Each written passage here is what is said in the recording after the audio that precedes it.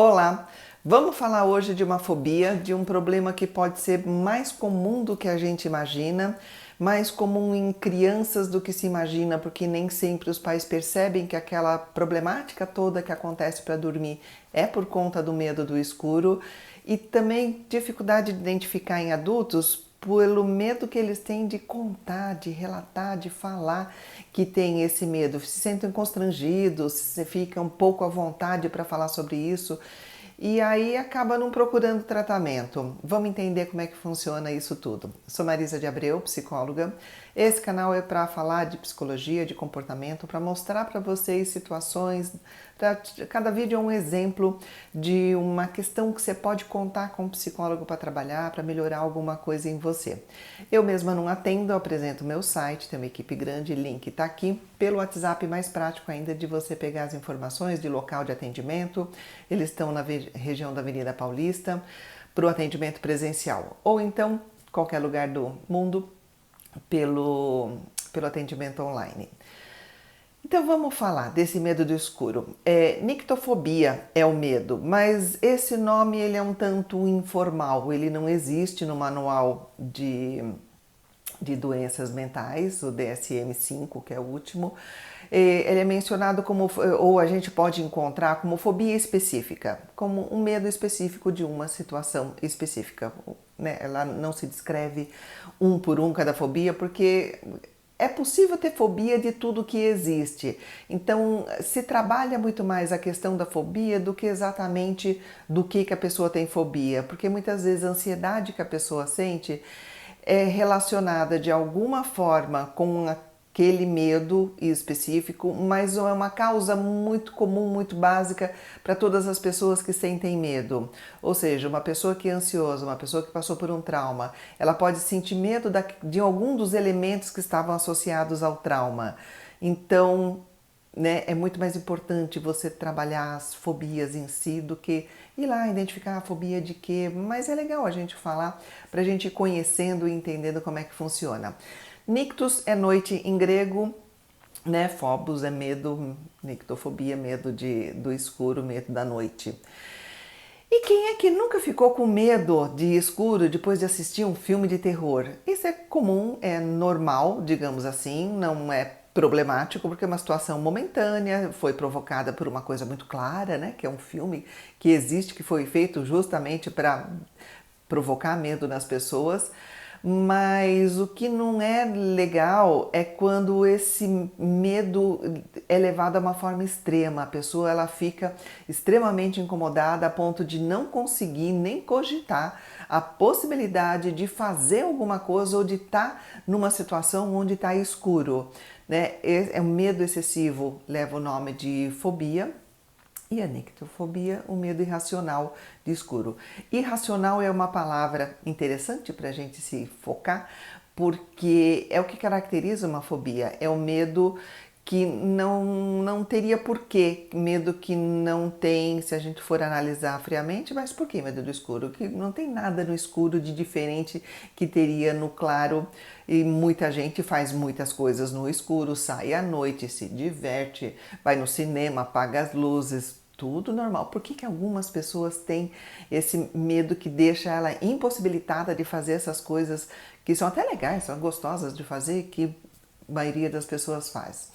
Então vamos lá, não é um simples receio do escuro, é realmente uma quantidade de sintomas que aparecem na pessoa diante da possibilidade de pensar de estar no escuro. Às vezes a pessoa não precisa nem estar num ambiente escuro, né, para já sentir aquilo tudo, só de pensar, né, só o apagar as luzes, só o anoitecer ou fechar os olhos.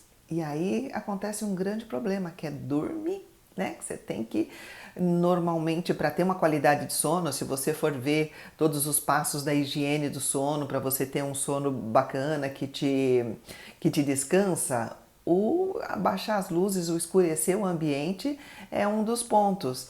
E aí a pessoa ela fica paralisada porque ela não sabe, né, o que vai ter naquela situação escura. A cabeça dela viaja por possibilidades, né, complicadas, que não existem, ela, como ela não sabe o que pode existir no escuro, ela sente uma ansiedade, uma angústia muito grande e não consegue conviver com isso. E cada pessoa vai ter um tipo de prejuízo, mas o que diz se é fobia ou não é a quantidade de prejuízo, a quantidade de transtorno que a pessoa carrega na vida dela por conta desse receio. Ah, a pessoa só tem um receiozinho de escuro, não gosta muito, mas faz tudo. Mas apaga a luz para dormir, mas entra no cinema, sai à noite. Então, não é um grande problema, não está atrapalhando a vida dela. Agora, quando ela consegue deixar de fazer coisas básicas, porque o ambiente vai estar escuro, vai ter a situação escura, ela não consegue trabalhar à noite, se for o caso de precisar de trabalhar à noite, não consegue se divertir, não consegue dormir, né? E esse é um dos principais sintomas, a dificuldade de dormir, porque isso acaba, né, com a pessoa, desgasta, você não conseguir dormir, você não conseguir descansar durante a noite, você passa o outro dia acabado. Quais são as causas, né, desse medo de escuro? Pode ser muita coisa, pode ser associações com experiências ruins que a pessoa teve em situações que estava escura. Aconteceram algumas coisas muito ruins com ela e o ambiente estava escuro, ou era à noite, ou a sala estava escura, e aí ela associa todo aquele medo, todo aquele mal-estar, tudo aquilo que ela passou com o escuro. E você vê que isso algumas vezes pode ser um tanto aleatório. A pessoa pode associar e levar para o resto da vida, levar para diante na vida um prejuízo, uma sensação muito ruim com qualquer uma das coisas que aconteceu naquela situação de desgaste, de trauma. Pode ser o local, a pessoa não consegue mais passar naquela rua, pode ser a cor da roupa que a pessoa estava usando, pode ser qualquer coisa que pode ser associado àquele momento de trauma, de terror. Mas o escuro é também uma possibilidade de ela ter feito uma associação de alguma coisa que aconteceu à noite, ou aconteceu com as luzes apagadas, ou até mesmo por ela não ter conseguido enxergar. Aconteceu uma situação que foi muito ruim, foi muito dolorosa e ela não conseguia enxergar naquele momento. Pronto, o escuro, o não enxergar ficou associado, e dali para frente qualquer situação que ela não possa enxergar muito bem, para ela é apavorante. E esse não enxergar a gente pode levar até por uma questão mais, ou por algumas associações mais subjetivas. A sensação da pessoa não conseguir enxergar a própria vida pode ir num caminho de associações e chegar ao escuro. De fato, ela pode concretizar o medo de não conseguir ver como a vida dela está andando, ou ver como é que as pessoas vão estar se portando com ela, e ela concretiza e coloca o escuro concreto como o objeto de pavor que ela precisa fugir, estar longe dele. E cada caso é muito particular, né? Cada pessoa vai ter a sua história de vida, cada pessoa vai ter a sua causa, e por isso que para trabalhar o medo do escuro especificamente, muitas vezes o caminho é ir pelos sintomas, entender quais são os sintomas dessa pessoa e ir trabalhando os sintomas que ela tem e fazer aí um trabalho de sensibilização, enfim, o que tiver associado com essa pessoa. Vamos falar de sintomas, então. Quais são os sintomas que pode acontecer? Pode ser ansiedade, coração acelerado, suor frio diante de situações, né, sem luz, dificuldade de permanecer em locais sem luz ou com pouca luz. Para algumas pessoas, só o fato de ter pouca luz para ela já é apavorante. Dificuldade de sair à noite, angústia, tremor, dificuldade de dormir com a luz apagada, e se a pessoa está sozinha no quarto, aí ela incomoda só ela, se tiver outras pessoas com ela, incomoda a todo mundo.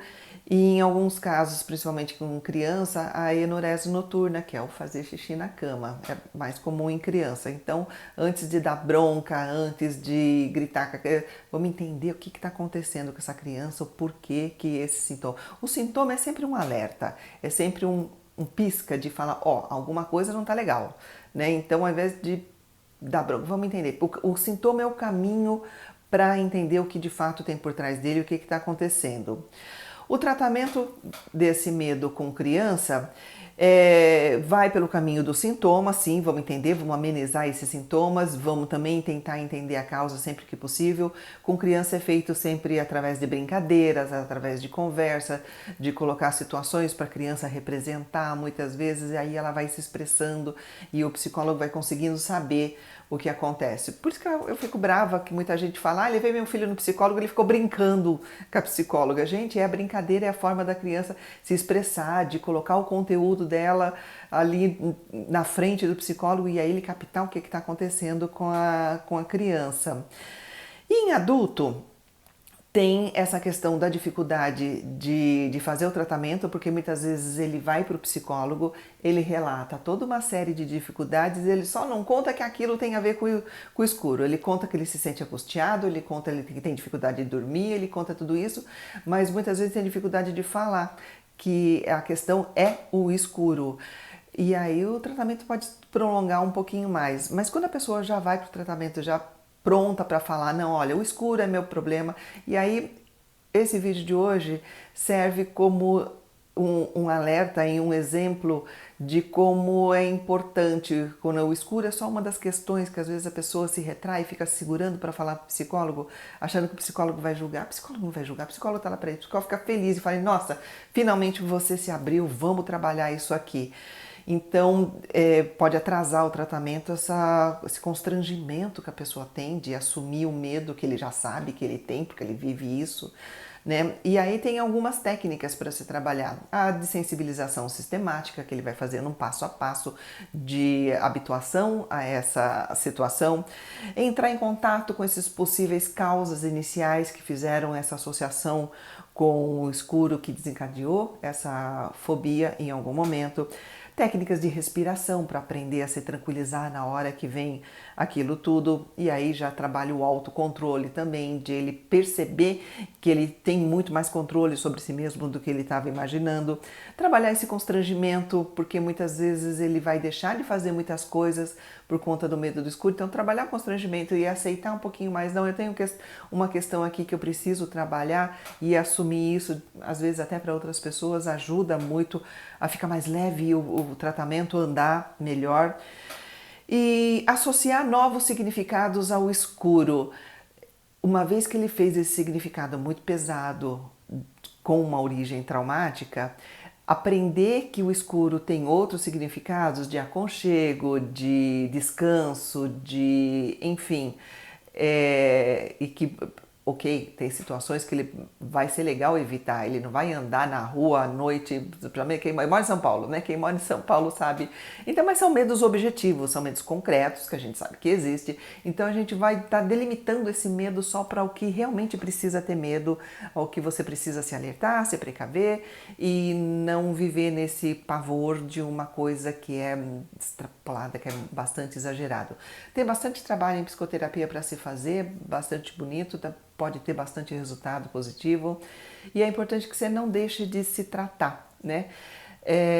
A nictofobia foi só um exemplo de fobia, eu podia falar de qualquer fobia, mas eu dei esse nome porque eu achei legal centralizar em uma questão, mas você pode ampliar para qualquer outra fobia e entender, ouvir tudo que eu falei com o nome é trabalhado da mesma forma. Espero que tenha te ajudado, a entender algumas coisas. Compartilhe o vídeo com quem você percebe que pode ser importante. Entra na caixa de informação, tem e-book gratuito para você se inscrever e receber eventualmente. Tem o clube de canais para quem quer colaborar com o canal. Eu agradeço bastante e obrigada por me ouvir.